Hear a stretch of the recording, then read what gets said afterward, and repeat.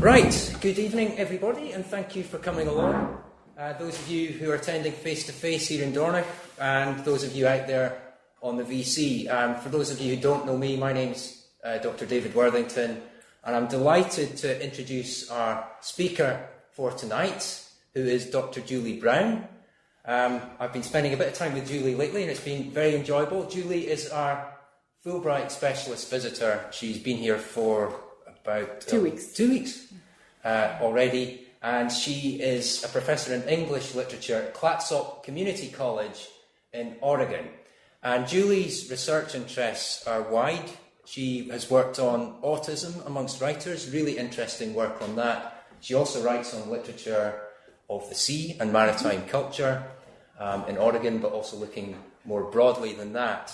And tonight, I'm very glad to say, she's going to speak to us about Chinook Indians, and the title of the lecture is Where Water Comes Together with Other Water, the River-Sea Culture of Chinook Indians. So before I just pass on to Julie to give the presentation, this is being recorded, so if you could keep your mics off when you're not speaking, that would be great. But I'm sure Julie would be very happy to take questions after the talk. Absolutely. In the usual way. So without any further ado, I'll pass over to Julie and hope you enjoy the lecture. Oh, thank you, David. What would be the best way to move these? The slides, you would just... hit this maybe? Yeah. Okay. All right. Thank you for including me in your class, and those of you that are here in person, thank you so much for coming. I really appreciate it. I was fascinated to find out that there was a college that has coastal studies as one of its majors. I'd never heard of that before, and I'm so happy to be here. What I want to talk about today is the history and culture of the Chinook Indians. If you can see from this map here, they are on the west coast, and this is also where I live, right here. This is the area where they inhabited, and it follows the path of the Columbia River, where it pours into the Pacific Ocean. So we're just about on the 45th parallel, a little bit south of you here. So it's a close-up of the area they inhabited. The Columbia River, where I live and where a lot of Chinook Indians lived, is right here near the mouth of the river, and it's 6 miles across here. And the river is 1,243 miles long. It starts in Canada, so it's a huge, enormous river. It has great waterfalls, it has rapids, and it has some calmer areas. So you find slight variations in the culture up and down the river depending on where the people were. And to think about what defines a Chinook Indian, they're defined in a few different ways. One is geographically, they live on the water. So they live on the Columbia River and also on the Pacific coast. So they live north and south here, also on the coast. They share a language. They share the Chinook Indian language, and they share a few cultural features. One of them has to do with something that they do with their children, which I'll tell you about in a second. This is the Columbia River. They called it Wana, which means the big river, and they felt that it was alive, it was a spirit, it was a holy, sacred body of water. For the Chinook Indians, the earth itself was a living creature, and everything on it was alive and had a soul or a spirit to it. Let's see, here's a little view of the Oregon coast. So from the coast, they got a lot of resources that made it so that they never had to work very hard or very long for food. They had, from the ocean, they had salmon, they had all different kinds of fish, they had seals and whales and clams and oysters, and all they had to do was reach out and take it. And the river also had enormous runs of salmon, trout, sturgeon as long as from here to the window, enormous sturgeons. Let's see. Whoops. Then I get 2 in 1. Okay. Whales, which they didn't go out and hunt whales in the water. But if a whale was beached, they would come to the beach and they would immediately cut it up and chop it up and use the oil in the meat. It's kind of interesting. Sacagawea, you might have heard of her. She came west with the Lewis and Clark exploration in 1805. She had never seen a whale before, and this one Indian girl, she was about 15 years old, traveled with 30 men from one end of the continent to the other, and she only ever asked one thing the entire journey, and that was she wanted to see a whale. And they said, well, we're kind of busy. We don't think we can fit it in. And she put her foot down and she said, I want to see this whale. And she finally got her chance to see it. So I included this picture just to emphasize this is what our weather looks like almost all the time. There's a little sun poking through, so we'd call that a good day. We live in a rainforest, and we have about 120 inches of rain a year. It rains constantly. Last winter, we had 174 consecutive days of rain. We were all keeping track of it. But the rain provided them with landscapes like landscapes like this. These are cedar trees, and in the Pacific Northwest, we have the biggest cedar trees in the world. They're about 250 feet tall, and they can be 10, 15 feet in diameter. And I love this aspect of the Chinook Indians. They thought of each tree as being a creature, a being that had a spirit. And so if they wanted to make a canoe or something out of wood or a house, they would spend a lot of time in prayer asking the trees permission before they cut it down. Not only that, but the trees around it that were the family of that tree and the friends of the tree. They asked all of the trees around, and then when they finally felt that all of the trees agreed, then they finally had permission to take a tree down. And their tools were very primitive. They had stone tools, and so you can imagine it was quite a big task to get these trees down. They used every part of the tree. They used the bark for they would shred it and they would weave it into baskets. They would shred it and they would make baby diapers out of the shredded bark. They would twist it into long strands. They would make their fishing nets out of cedar bark, weave it into baskets. Everything came from the cedar tree. And then the wild game where they lived, an endless supply of elk and deer, also bear, cougar, wolves, which we still have all of those animals today. I see a herd of elk almost on a daily basis as I'm just walking around town or walking to work. And you would think that people with that many wild animals around them might have great use for leather, but they didn't because it rotted because of the rain. So they didn't wear clothing made out of leather like other Indian tribes did. The plants that grew around there, these are wild huckleberries. You go out and pick them at any time now in the summer. They were extremely nutritious. They had strawberries, raspberries, blueberries, blackberries, salmon berries, and a lot of roots that were kind of like potatoes, wapato and different kind of roots that they would dig up. Extremely nutritious food. In fact, this is what our razor clam looks like, and I saw a picture of yours that are the spoots, and I'm really fascinated by those little skinny clams. Ours are big, fat razor clams, and they delicious meat. They absolutely taste great and really high nutritious source of protein.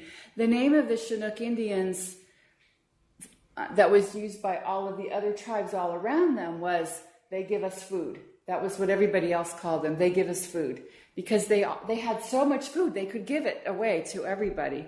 And they often took care of the white people who would show up and didn't really know what they were doing there. Everything about the Chinook Indians has to do with water and their location at the estuary of the Columbia River and their place on the water. So the story of the origin of people, where do people come from? I love this picture. Raven wanted to release some new creatures into the world. And so Raven flew down and he found a clamshell and he sat on the clamshell until he could hear little sounds inside the clamshell, and he knew that there were little tiny creatures in there, little tiny human beings, and you can see their feet and their fingers as they're climbing out. And so he opened up the clamshell and help the people to get out. And they lived underwater for a long time, and then eventually they came out onto the land, and that's where people come from, and that's their origin story. I got really excited the other day. I was reading a story of Celtic mythology that talked about people living under the sea, and I thought that was an interesting similarity there.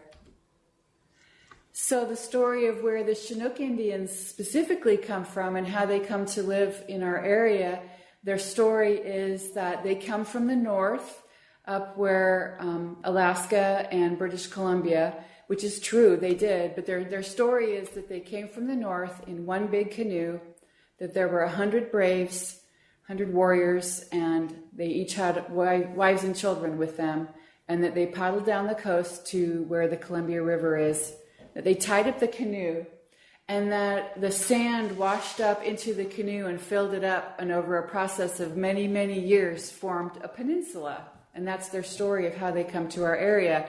And we know from history that that is actually a historical story, because they do come from Alaska, and there is a large peninsula there that's made up from sand that washed up against something. I mean, it might have been a canoe, who knows? So the basic unit of their society is the family. And so this is a Chinook family. I know we have to be careful about something like this, because this picture is drawn by the white people who came there, not by the Indians themselves, but this is what we have to look at. And so I want to ask you what you observe about this family, this mother, father, and child. What observations can you make about them from looking at this drawing?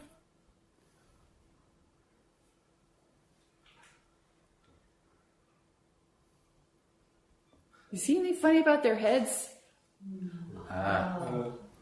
See, do their heads look a little different to you? They've been flattened. Yeah, their heads have been flattened.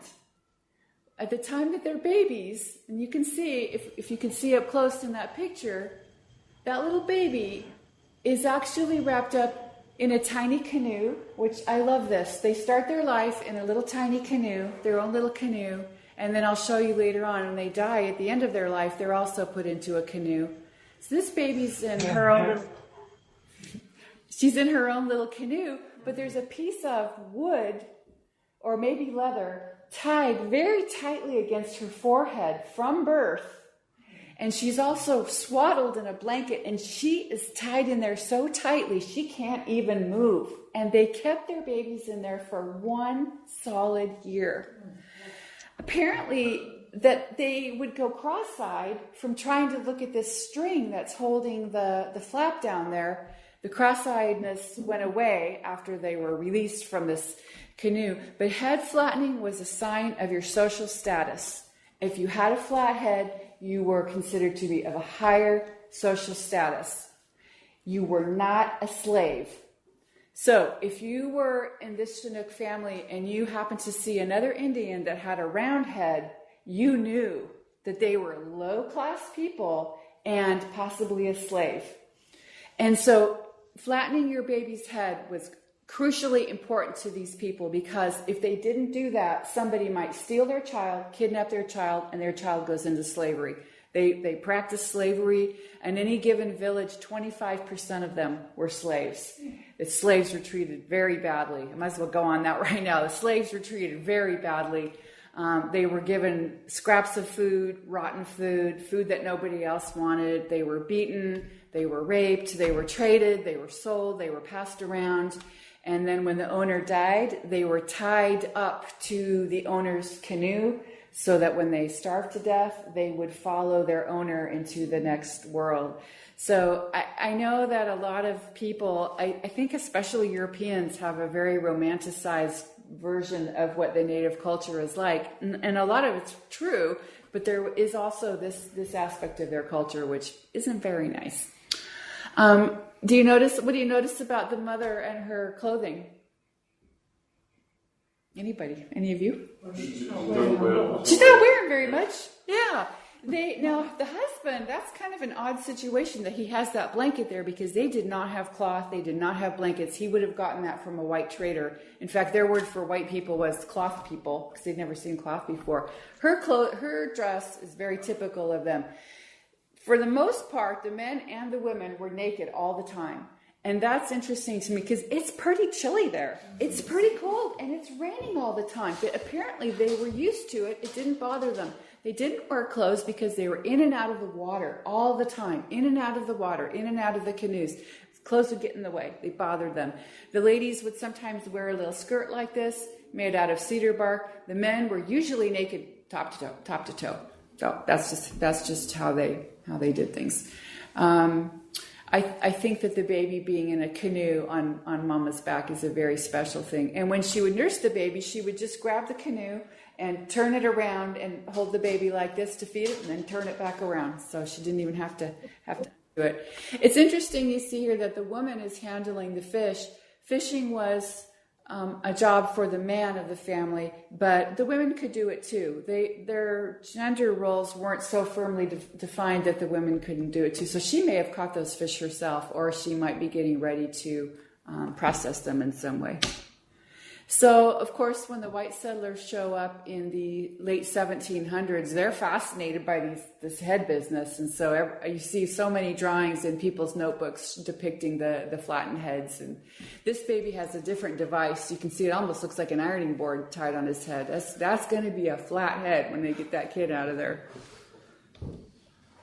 Another one. This is interesting. She covered the baby's face. But you can see how loved this child is by the beads that she's wearing. Beads were something that they traded with the white people, and the blue beads were especially valuable. And every once in a while, my friends have found a bead on the beach, that's under the sand or it's washed up. What the fur trade looked like at that time was furs were in demand in England because the beaver furs were made into the men's top hats. And then they were also in great demand in China, all different kinds of furs. So the fur traders would come from England or Scotland or Boston, and they would come to all the way around Cape Horn, which is a long journey. It's 40,000 miles all the way around the Cape Horn up to this area in search of furs, and they would give them a string of beads worth 5 cents. And in exchange, they would get a fur that would be worth, in today's dollars, $6,000. So both sides thought they were getting the best deal. Both sides thought they were cheating the other side. They might give them a tea kettle, a copper tea kettle, something that they didn't have. And I read one account that I thought was so cute. They have their own pots and pans. They didn't really need a tea kettle, but having a copper one was a status symbol, so they would put them above the door on their house. So when you went to see them, you've got this kettle above your door. They would give them things made out of metal like axes and knives, which were very valuable to them. Unfortunately, at one point, guns come into the equation, which proved to be not such a good thing for anybody to have.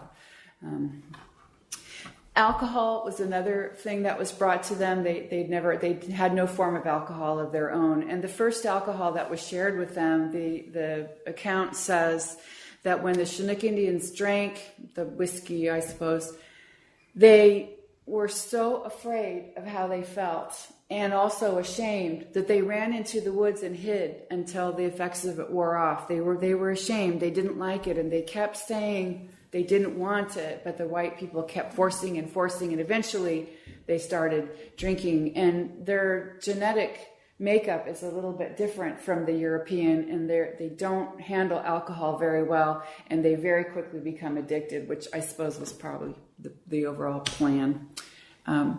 This pretty girl here would have been from a more modern time, maybe from the 1800s, because you can see her head's not flat. They've stopped doing that because the white people kept telling them, you can't be doing this. I love this picture of her. She's well cared for, obviously. On her head, she's wearing a rain hat.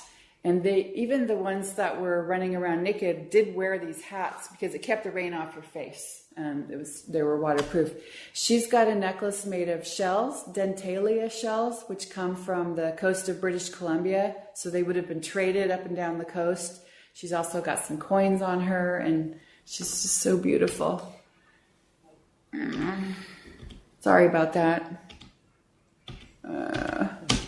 I want to go backwards to that other girl. Go in the right direction? Nope. No, it's not. There. Okay. This girl, a little bit older, she might be getting closer to puberty.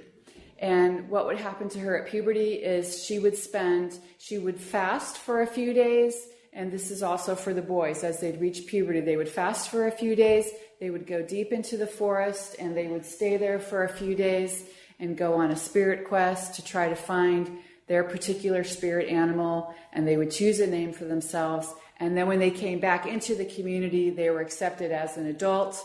They could get married and they could assume all of the roles of an adult. I've been looking at these pictures for a long time and I finally realized I think it's the same girl. Oh. Look at her. Look at her clothes. Look at the stripes on her thing. I think it's the same girl. Maybe a year or two later. I don't know. That's maybe not, but her face even looks the same. She's carrying a basket there. I can see the figure on the basket that she's holding is a figure I'll talk about in a little bit called She Who Watches, which is a guardian type of a figure. Let's see.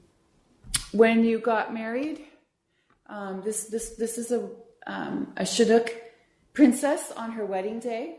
When you got married, you were purchased, essentially. You could call it a dowry, but they were essentially purchased. The man that wanted to marry her would bring as many gifts, as many objects as he possibly could to give her father and ask for her.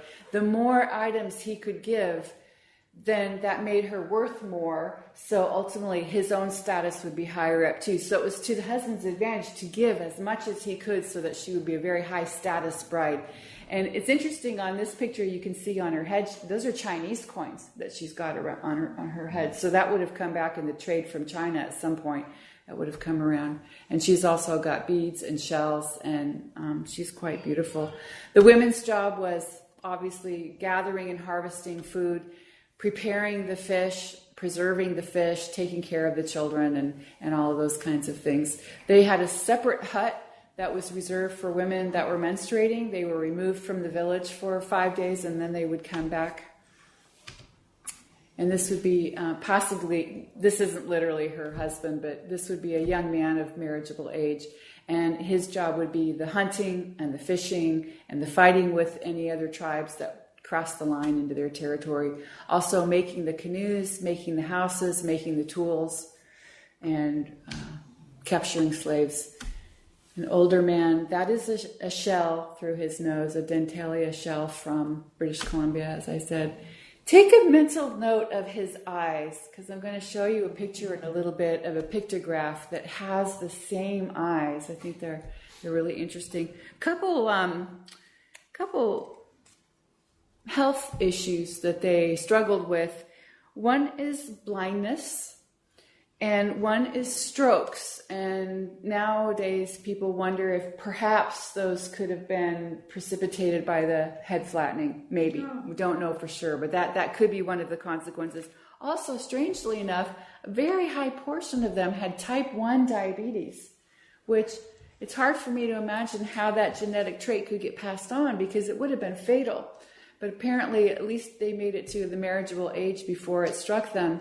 So that also could account for the blindness, because blindness goes hand in hand with type 1 diabetes. But what happened is a lot of them, as the diabetes would progress, would go into a coma for a while before they died. So a lot of their myths and stories are about people in comas, which they didn't understand the health behind it. But they would think that you were in a ghost state. You were a ghost because you're halfway between our world and the spirit world. And some of their stories and artwork depicts that, which is interesting. Here again, back to the Columbia River, to see all of these dots represent villages. So each village would have between 50 and 100 people living there. You can see they're much more crowded, closer to the sea on the left, and a little bit more spread out as you go further east. And that's not the entire range. It goes quite a bit on from there, but that's where most of them lived. There's mountain ranges all around them. The geology of this area, we're on the Pacific Rim, So we have active volcanoes. I don't know if you've heard of Mount St. Helens, but I remember when that blew. We have active volcanoes. We have earthquakes fairly regularly, and we're always in risk of a tsunami coming. And it's really exciting to read their myths and their stories and see how those geological phenomena occur in their stories. And for example, they have a story about a big tidal wave that flooded the area 400 years ago. And geologists have been able to look at the strata of the soil and to see that 400 years ago there was a tidal wave that wiped out the coastline. And then we're due for another one. And they tell us every day we are due for an enormous earthquake and a big flood. So these are their houses. Now, I think most Europeans, when they think of the Indians, they think of teepees and buffalo and horses. The Chinook Indians didn't have any of that. These houses are made out of cedar boards. Just imagine the work involved in cutting down one of those cedars and milling it into these boards and building one of these houses with tools that were made out of rocks that you made yourself. They also use coals and fire to help manipulate the wood. But you can see each of these has one doorway that you would enter, and there might be 10 families living in each house. And I love these because if you look at these up closely, I think they found a few spare boards in a white settler's village because above the center house is the word cheap. And above the house on the right is the word Boston. And I know they didn't put those on there, so it's kind of fun. I love the decorations too that they have on their houses. This is an artist's depiction inside the houses showing the bunk beds all along the sides and the storage for the food. They weren't normally inside unless it was raining really hard. They were normally outside people. But they've got a dog there. They actually had dogs before the white people came. That they think a ship from Japan might have brought some dogs over with them, and they stayed over time. The racks on the ceiling there are to dry the salmon and the different food that they're preparing, and then a central hearth that they would gather around. The canoes were really important to them. Your canoe was your most important possession by far, and each village had a special canoe maker, and that was his job. He might have a couple apprentices to help him cut the tree down, fashion the canoe. The central part is a dugout kind of area, and then the bow and the stern are actually added on afterwards. They would embed in the bow of the boat, they would embed wolf teeth or sea otter teeth to give a special power and energy, I think. And they were expert at these canoes, and they really astonished the settlers that came. Fur trapper Robert Stewart said, "If perfect symmetry, smoothness, and proportion constitute beauty, their canoes surpass anything I have ever beheld. I have seen some of them as transparent as oiled paper, through which you could trace every formation of the inside, and the natives of this river and its vicinity are the most expert paddlemen any of us had ever seen." The white people could not manage the river. They couldn't. The Columbia River Bar is the most dangerous river crossing in the world. Since the white people first arrived there 200 years ago, almost 3,000 ships have gone down in the bar. That's a lot. And the Indians could just zip in and out in their canoes without any trouble at all.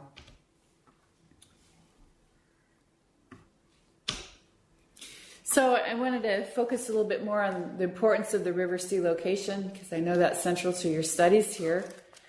The transportation, obviously, the river and the ocean were their highways. They would travel without even hesitating up and down the river, up and down the coast for lots of different reasons.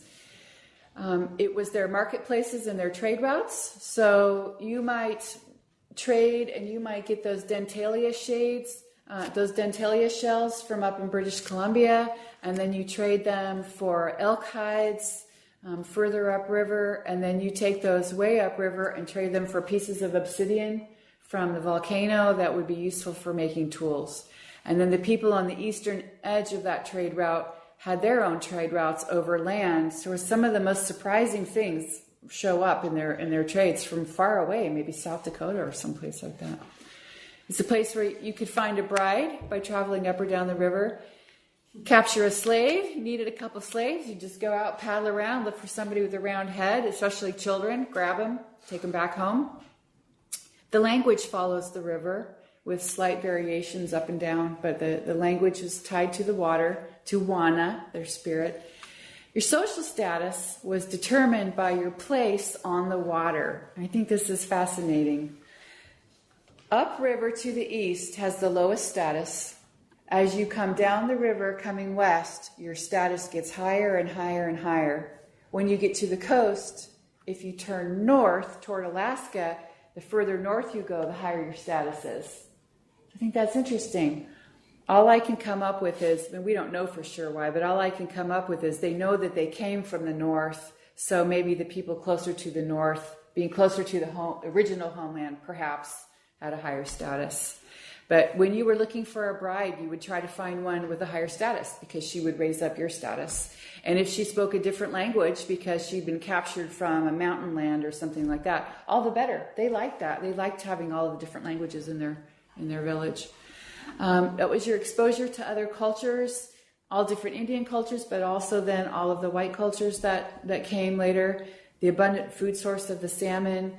As I mentioned before, the origin stories of the people, the tsunami legends, and the canoes. And we'll talk about their death in a little bit and how even their death is tied to their position on the river.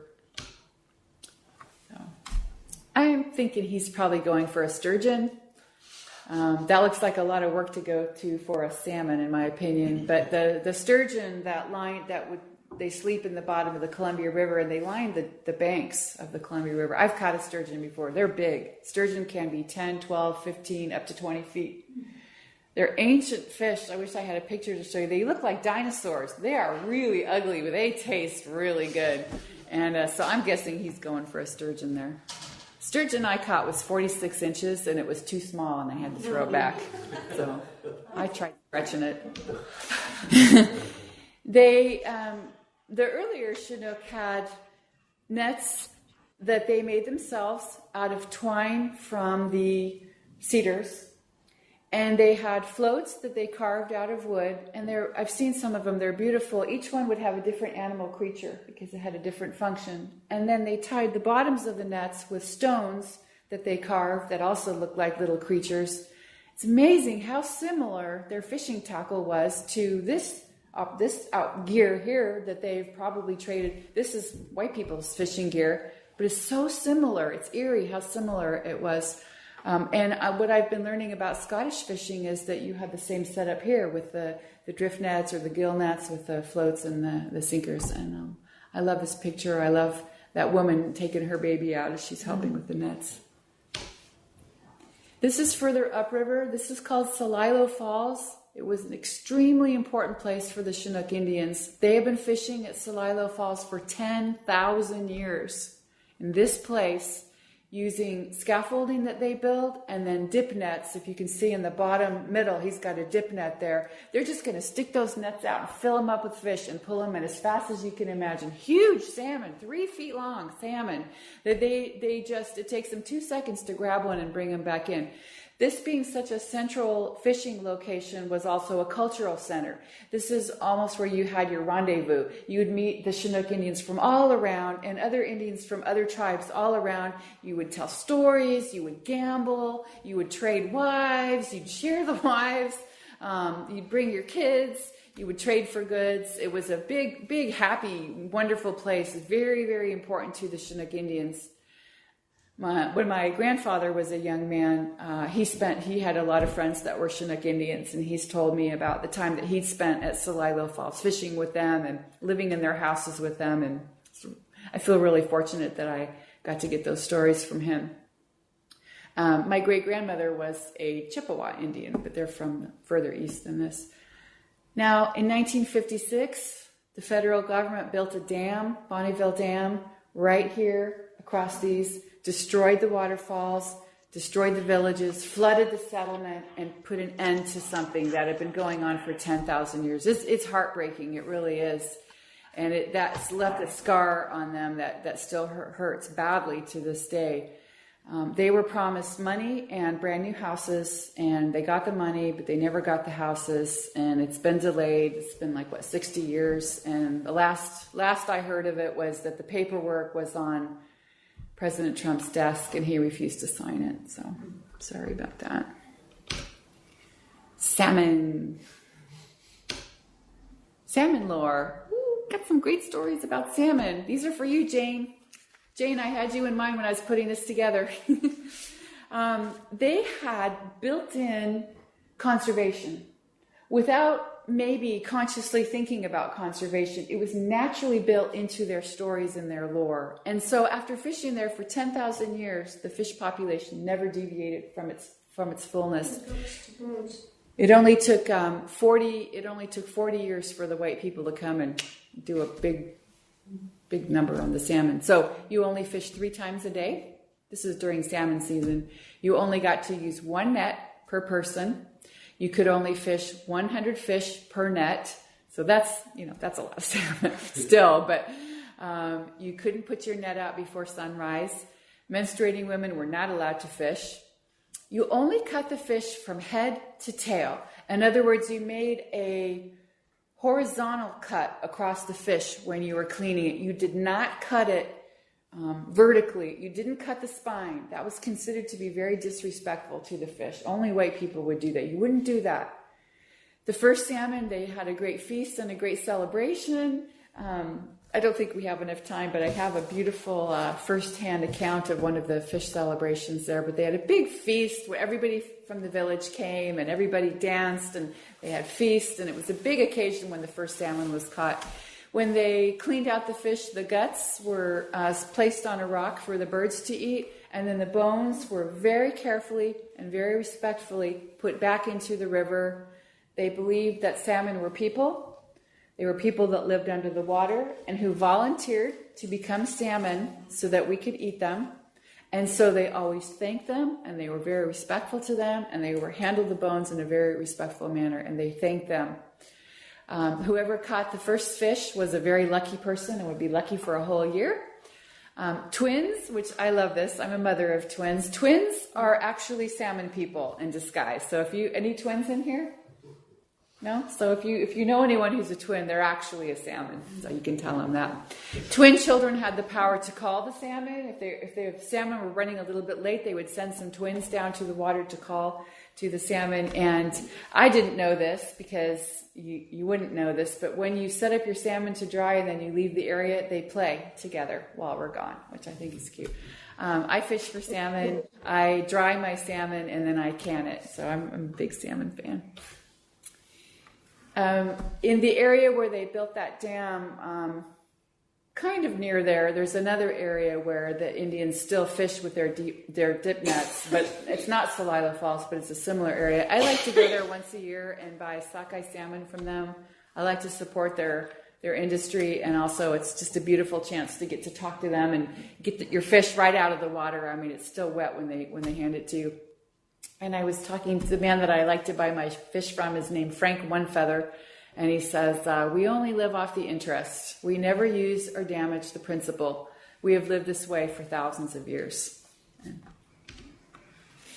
Here's someone who's cleaned the salmon, and he's got them splayed out on little skewers, almost like little, not bamboo, but little, probably cedar, little skewers, and he's smoking them. He'll dry them, and then he'll smoke them. Then the women, like her, they'll take the dried salmon and they'll pulverize it into a powder, and then they'll pack the powder in that bag that she has next to her, and they'll pack it in there really, really hard and firm. So you've got this solid pack of fish protein, really nutritious fish protein. That'll last them through the winter, and it's also a great trade item that they can trade for other things to the Indians that may not have access to the salmon.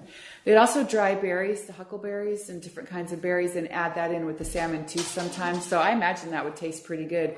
Then in the wintertime, they would add a little fish oil and make a patty and fry it. Or you could just eat it out of the bag. I know what she's doing, because I do this too. She's digging for clams. That's what she's doing. She's getting some razor clams there. So some of the, if I had known we had basket fan, I would have brought more pictures of these. But the one on left is just an ordinary work basket for gathering, maybe clams. Who knows? The one on the right is one of their rain hats, and they had a very distinctive shape with that little ball on the top. And you can see a picture of a canoe woven into the hats. So would they be made out of stripped cedar bark or? They use cedar bark, and there are also many different kinds of grasses that grew there, and they would gather the grasses too. I guess it would depend on the purpose of the item and what they wanted to use it for. And I can't tell by looking at that what that is. Oh, I know that the different kinds of grasses were different colors, so sometimes it was just for the aesthetic value of being able to weave a pattern into it. This is a rain cape. Again, you might be naked from the waist down, but you might need a rain cape like this just to keep the rain off you when it's raining, when it's that cold, unending rain that just comes day after day after day after day. And your posture changes and you start walking like this because you're so wet all the time.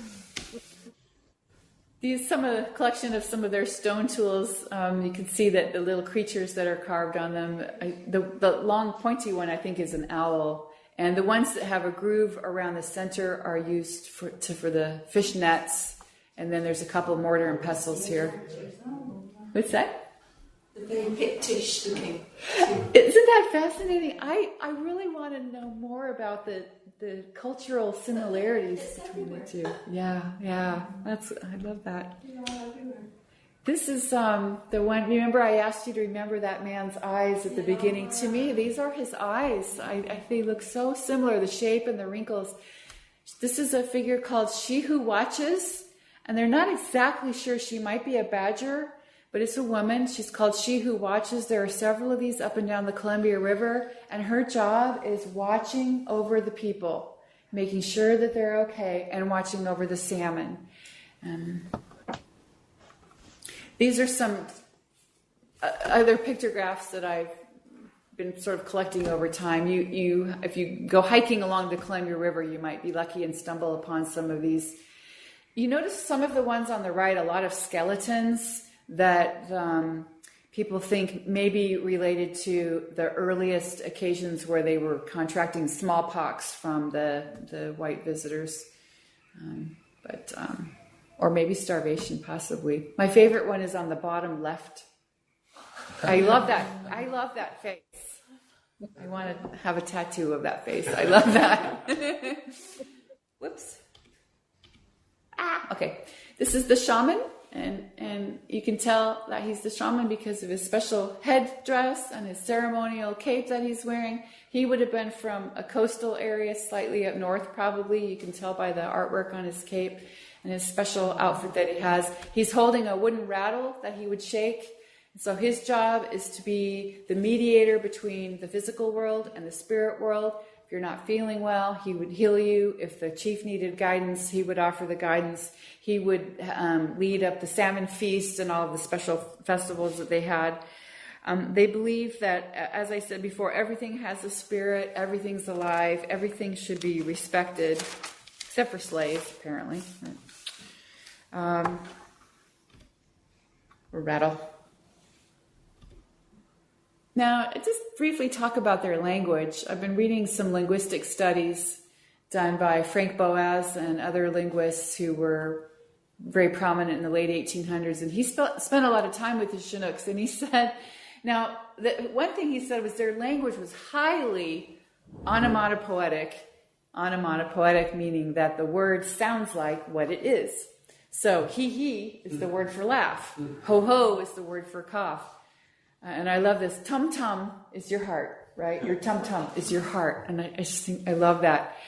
Now, there was the Chinook language, and also from everything that I've read from linguists, and there are no native speakers of the Chinook language today that I know of, but the language had a very, very hard, grating sound that it would hurt your ears if you weren't from their group. And Lewis and Clark, who traveled from coast to coast and were exposed to 50 or more different languages, noticed this language was different.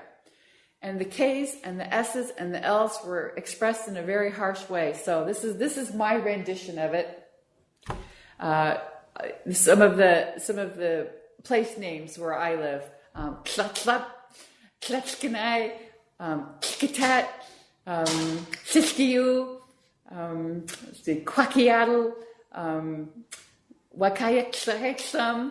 So there was this coming out of the side of their mouth all of the time, and so kind of different. I don't know. The only idea that comes to me is maybe living in the landscape that they did, that there was something about it that isolated them from so many of the other tribes. Their language just sounded different. Chinook myths. In wintertime was storytelling time because you weren't fishing or hunting. You were indoors most of the time. It's dark and rainy. So the myths, like in all places, were used to teach the young and to remind people of things, to warn them of things, and to entertain. Ethnographers estimate that there were thousands of stories that they had, and we have quite a few of them written down. Most of them were about animals and nature. Raven was the preferred figure that would get you into trouble if you were on the western part of the river, and coyote if you were on the eastern part of the river. I wanted to, maybe when I'm done, I've got a couple more of their words. I wanted to teach you a little bit of their language, but I'll wait till I'm done. This is Ed Edmo, and he is a Chinook Indian, and he's from the Celilo Falls area. And when he was a boy, he fished in the Celilo Falls with the dip nets with his father and his family and his ancestors. And I know him, and I've invited him to come to visit my classes, and he's a storyteller. So he tells the stories, the old Chinook stories. He's come to my classes and told stories to my students, and also he has told stories at our annual Fisher Poets Gathering, where we get together once a year and swap fishing stories. This is Jenny, and she is thought to be the last surviving Indian of the Chinook people that lived where I do, and they were called the Clatsop Band. That's why my school is called Clatsop Community College. She was apparently the last full-blood Clatsop Indian, and she died in 1904. So you can see it only took 120 years till they were gone. Disease and death follow the river and the sea, so death comes to them by water.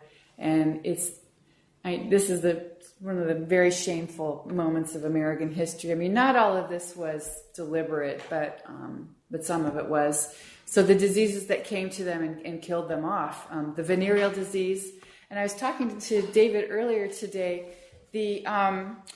When archaeologists are trying to locate the camping areas of Lewis and Clark, the explorers that came, and they lived in our area in 1805, they do so, they narrow it down first. When they have the area that they think is where they camped, they look at the soil, and if there's a high concentration of mercury, they know they found it, because mercury is what they took to cure their venereal disease. So these guys all had it, and they were bringing it with them from coast to coast. And so they brought the venereal disease. And of course, when they show up in Astoria, all of the women are handed to them. They're all made available to them. So then all the women get the venereal disease, and they give it to their husbands, and it's terrible. The syphilis and different things. Smallpox. I read a very mean account of a Scottish man who married a Chinook woman, and he told her and her family that he had a little bottle of smallpox, and that if she didn't do what he said, he was going to open the bottle. And everybody found out that he had this secret, smallpox bottle, so that wasn't really nice. Scarlet fever, measles, the flu, tuberculosis, all of those came from east to west. My great-grandmother died of tuberculosis, and my grandfather died of tuberculosis. They lived on an Indian reservation in Minnesota. Alcoholism devastated the people, just devastated them. And I mean, I don't mean this in a negative way, but the expression drunk Indian, you hear a lot where I live. Oh, drunk Indian, because a lot of them became alcoholics and died from it. Massacres, giving them guns or shooting them with guns. The stress of having their lifestyle changed so quickly and so rapidly. The fighting amongst themselves, the competition to try to get the most beads, the most copper kettles, the competition amongst themselves, intermarrying and assimilation. So their genetics are still all around us, just not on a pure kind of a form. The shame and infanticide that came from marrying white people, and I'll explain that. If a Chinook woman married a white man, and a lot of them seem to have been from Scotland that settled in Astoria initially, the baby is born and the mom immediately wants to flatten his head, right? Because she has to do that so her baby doesn't end up as a slave. And the dad would always say, no, you are not doing this to the baby. And so these babies that were born and were not put into the press, into their canoes, the moms would kill them, because they would rather kill their baby than have it grow up with a round head and become a slave.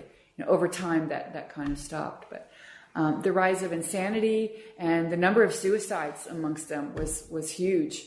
And then displacement and diaspora. The displacement, the Chinook Indians have never been federally recognized by the government, so they do not have their own reservation. So what happened instead was they were scooped up and put on all the other reservations around them. It would be like if somebody came and scooped you up and sent you to Germany and you to France and you to Italy. I mean, they were sent all over the place to places where they didn't know the language, and it's really a hardship. This photograph was taken in Portland, down along the river, where there were, and still are today, a lot of homeless Indians that live up and down the river, and a lot of them are alcoholics. They're people without a place. They don't know. Apparently she's watching somebody's baby, but it's a sad picture, I think. You see how the population, estimated 40,000 people at the time of the very first white people, and then it didn't take that long. You can see how quickly the numbers went down. Today, there's an estimated about 600 Chinook Indians, not federally recognized. So when you died, you were put into a special canoe, a burial canoe, and it was propped up on stilts so the animals wouldn't get to you.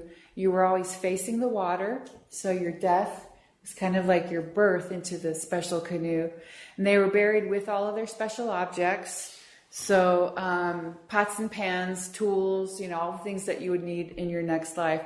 Although each item was rendered unfit for use. So if it was a bowl, they'd poke a hole in it. If it was a piece of cloth, they would tear it. They would make it unusable with the idea that your canoe would take you into the next world, and the spirits would make all of your items whole again for you. And I think probably the practical thing is to keep people from stealing it, right? And people would loot the goods, which the white people did, which is really shameless. In fact, the chief, calmly, some white people took his body out of the canoe when he died, and they cut his head off, and they sent the skull to England, and it was in a museum in Portsmouth for a long time. Just recently, it was sent back to Astoria, where I live, so it could be. And then it was put into a museum, which is just horrible too. Then eventually it made its way to the burial ground, so now it's buried under the ground. But things like that are so inconsiderate. You see all the women mourning the dead, and this is the structure that the slaves would have been tied to. They would have been tied up to these poles and starved to go with their master. And they're not the only ones that did that. I think the Celtic people had some of that too. It's just a list of some of the items they had with them. I love this prayer. May all I say and all I think be in harmony with thee, God within me, God beyond me, maker of the trees. I love that. We love our trees. And that's the flag that they have today, Chinook Nation flag. So that's a salmon. So that's all I have for that.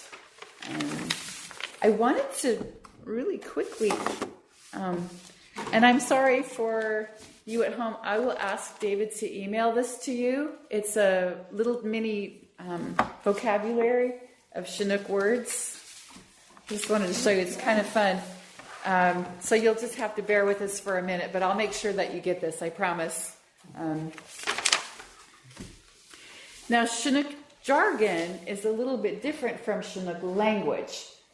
The language was was their language that they used when they were communicating in their own villages and in their own families and so on. The jargon was used when they were trading with outsiders, and everybody spoke Chinook jargon. The white people, the Indians, all the different people, the Hawaiians, the Chinese, the Japanese, everybody spoke Chinook jargon. I just want to show you this because I think it's interesting how quickly you could pick this up by the way it's put together.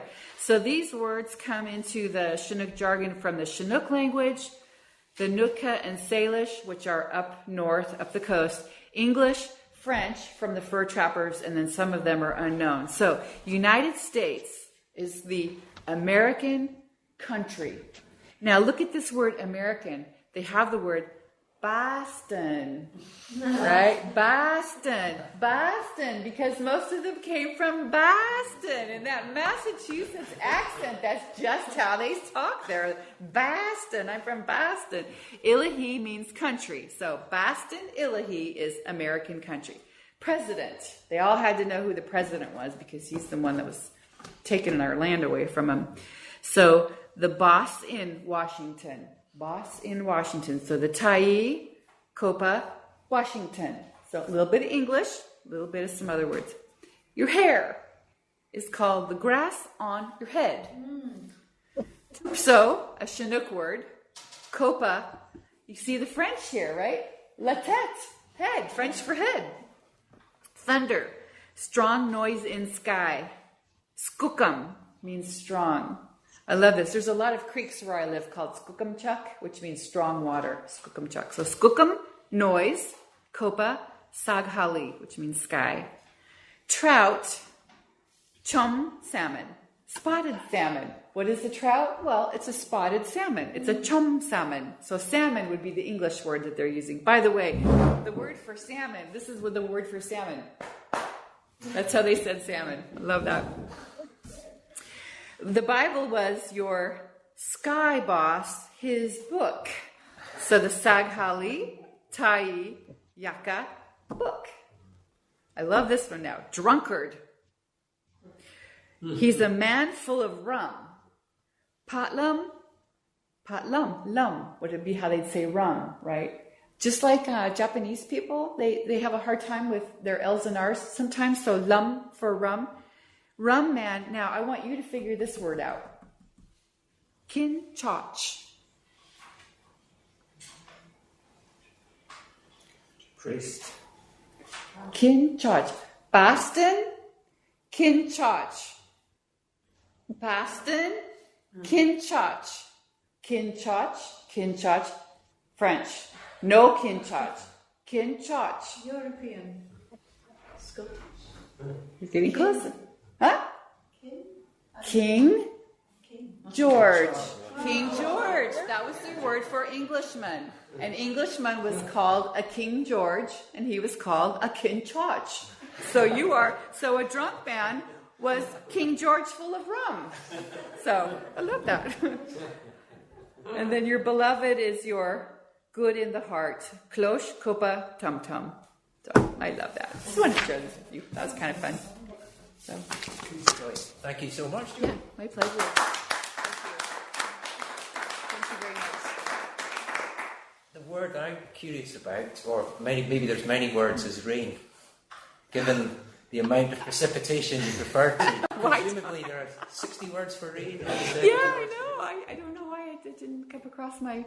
I don't know. It might be one of those things you don't talk about because it's just always there, like air or something. But I'll have to look it up. I'll let you know. I'll get back to you. Okay, well, we've got time for just a couple of questions, just a few. So I'm going to just ask the people in this room first, and then I'll give you out on VC a chance to ask a question in just a minute. So who would like to ask Julie a question within the room?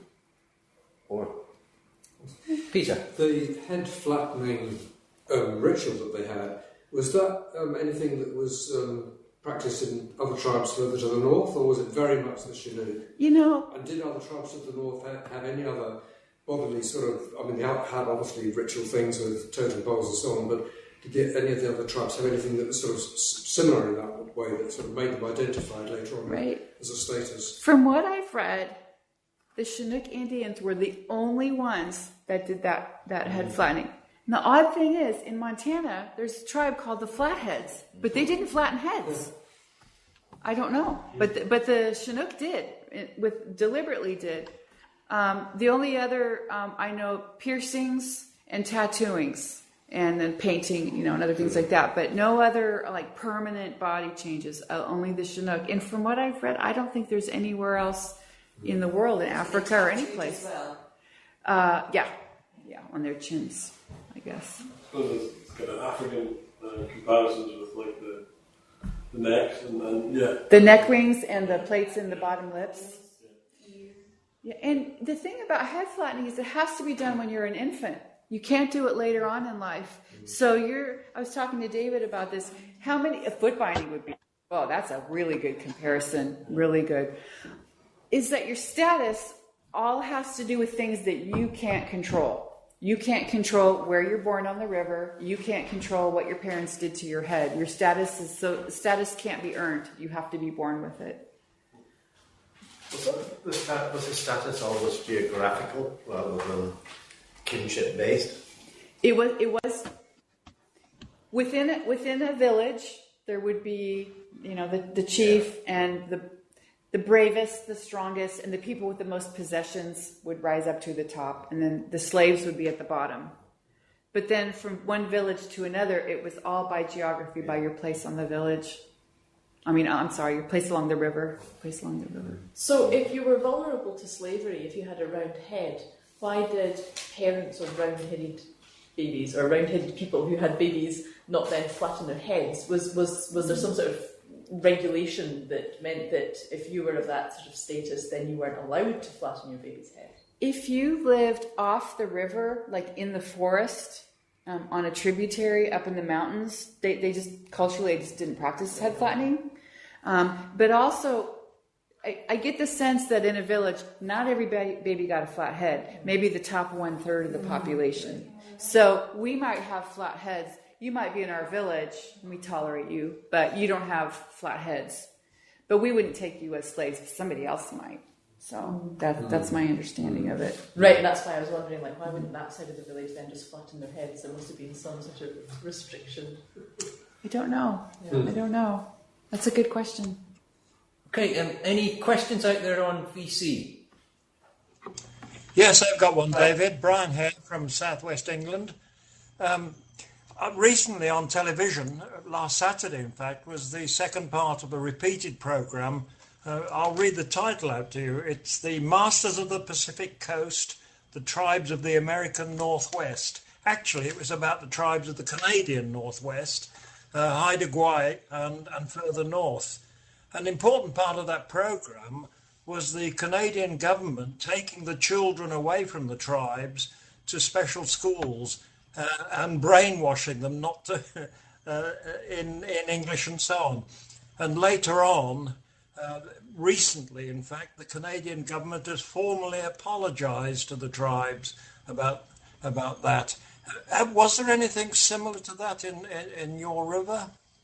Yes, there was. The boarding school for the Indian children was in Salem, which is our capital. And I wouldn't say that they were necessarily forced to go to that school, but a lot of their parents thought it was to their advantage to learn English and to learn a trade that their future would probably be more secured if they had that education. There was a long history of abuse at that school. The children weren't treated very well. What date are you talking about? Pardon me? What date? What date? Early 1900s. Early 1900s. Yeah, and Alaska, same thing in Alaska. It's interesting, the same thing happened in Australia too, right, with the Aborigines. So whenever one culture takes over another, they immediately want to erase their language, their culture, all those things. But yeah, we had that happened in Oregon too. One of the people my original informant on the Flathead Indian Reservation in Montana, Charlie McDonald, who was born in 1897. I remember him telling me that his father, when he was just a small boy, we'd hide him away when somebody either from the government or a priest, a Catholic priest, would come to a part of the reservation looking for children. And his father would hide him away in the bush, as he said. Yeah. So that he was never sent to school. Yeah. But it was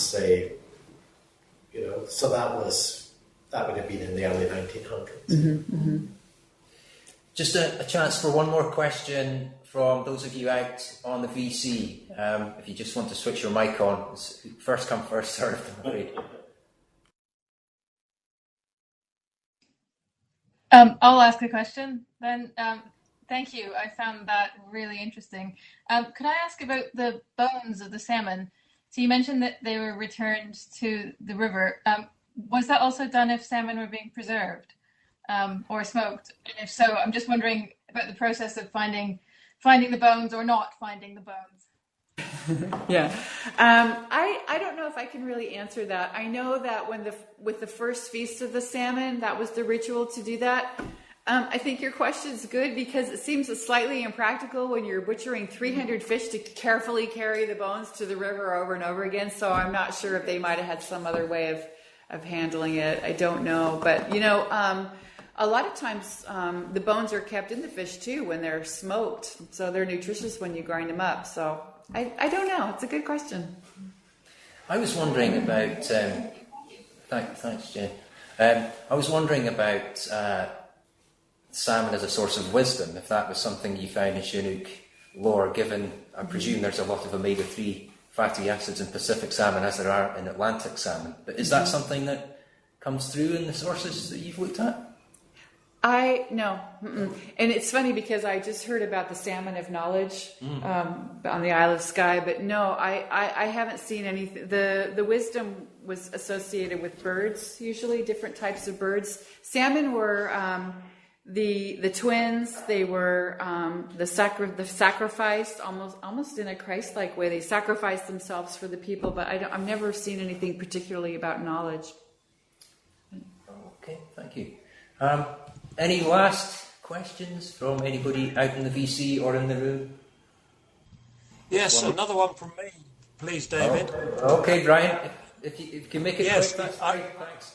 Yes, very quick. I note the similarity between the Columbia River tribes and the Gambian tribes in Africa. Wow! Can you tell us what they are? I don't know. Tell us. That sounds great.